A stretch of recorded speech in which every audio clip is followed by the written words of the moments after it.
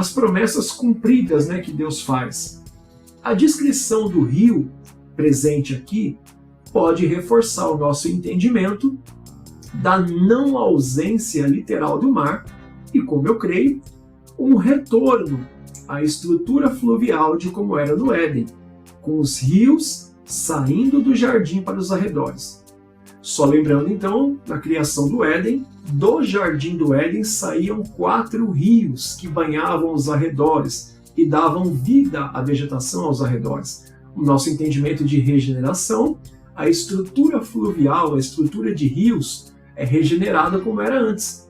Você vê que João não vê a presença do mar, aqui onde eles estão, mas ele percebe rios vindo do trono de Deus e a presença de, olha só, a árvore da vida. Depondo a favor disso, temos a presença da árvore da vida. O grego até ele traz a árvore aqui no plural, tá? O que inclusive a Bíblia de Jerusalém traduz no plural, árvores da vida, porque vai dizer que elas estavam no meio da praça e de uma banda a outra do rio. Quer dizer que tinha nas duas margens e no meio da cidade. Então a Bíblia de Jerusalém vai traduzir no plural, porque no grego está no plural árvores. Diferentemente do hebraico, que o plural é qualitativo, no grego o plural é quantitativo. Então essa curiosidade de tradução. É possível que haja mais de uma árvore da vida na criação final, porque o texto vai dizer que ela estava no meio da praça e de um lado e outro da margem, tá bom? Outro detalhe importante são os frutos que dão de mês em mês. Eles podem indicar como era no princípio, no Gênesis, antes do dilúvio, antes de haver chuva, antes de haver divisão climática e divisão de estações do ano, que não precisará mais esperar o tempo da colheita. Alguns bons teólogos entendem também que aqui o fruto não precisa mais esperar a sua estação para ficar pronto, que volta como era no Éden. Os frutos dão a todo tempo, porque no Éden antes do dilúvio, que não havia chuva, não havia condições climáticas, não havia divisão de estações do ano. Isso vai acontecer a partir de Gênesis 9, pós-dilúvio. Tá? A chuva vinda do alto e a atmosfera terrestre pós-dilúvio faz com que comecem a existir o período de frio, né, a Era do Gelo. Eu vou fazer um vídeo como um apêndice à minha série no princípio, explicando o período glacial, porque de fato ele existe, mas a Bíblia menciona ele apenas em um versículo. Depois você tem vários relatos, especialmente em Jó, sobre a presença de neve, né? Então, é importante entender esse conceito de divisões de estações do ano em diferentes condições climáticas. Se a criação aqui é regenerada e restaurada, não haverá mais isso. Até porque vivendo a eternidade, não tendo mais dia e noite, não havendo mais contagem de tempo, não tem avanço de tempo para que hajam estações.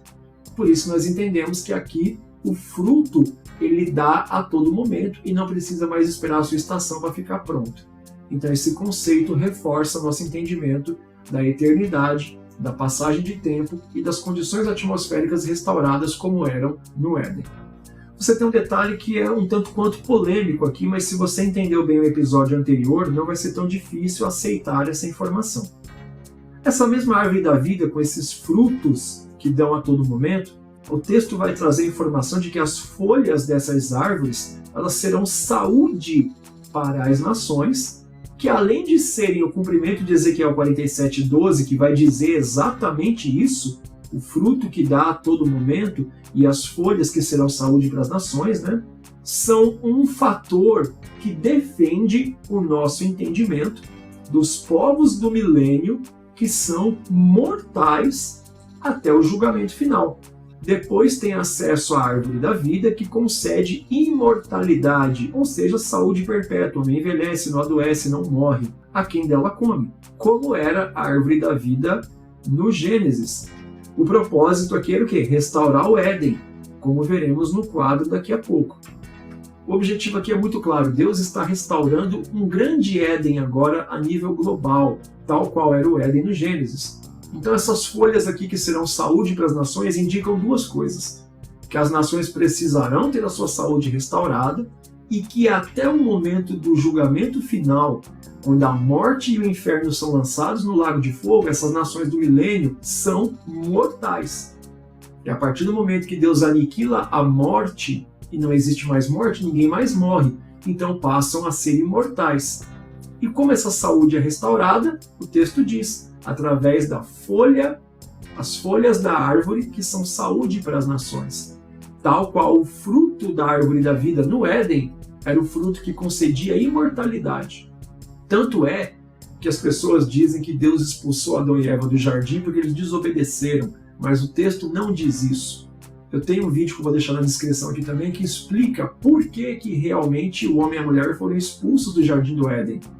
É porque a partir do momento que eles se tornaram pecadores, se eles continuam consumindo o fruto da árvore da vida, eles tornam-se imortais pecadores. E aí não tinha como você fazer um plano de redenção, expiação pelo pecado, para salvação de pecadores imortais.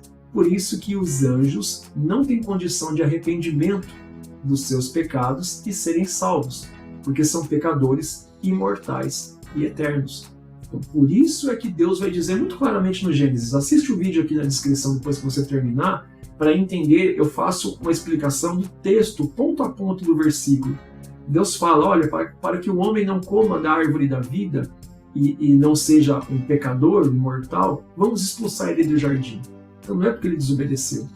Deus, a primeira providência de Deus foi amar o homem a ponto de que, sabendo que ele agora era pecador, se ele fosse imortal pecador, comendo do fruto da imortalidade, não teria redenção para o homem. Tá? Então, que fique claro isso. Deus aqui, ele está restaurando o Éden como era no princípio, mas agora com os moradores que ele tinha mandado Adão e Eva multiplicarem e povoarem a terra. Agora a terra está povoada, então vamos restaurar o Éden com a população que Deus queria no princípio. Entende como que o cerco vai se fechando e Deus vai cumprindo o seu propósito integralmente?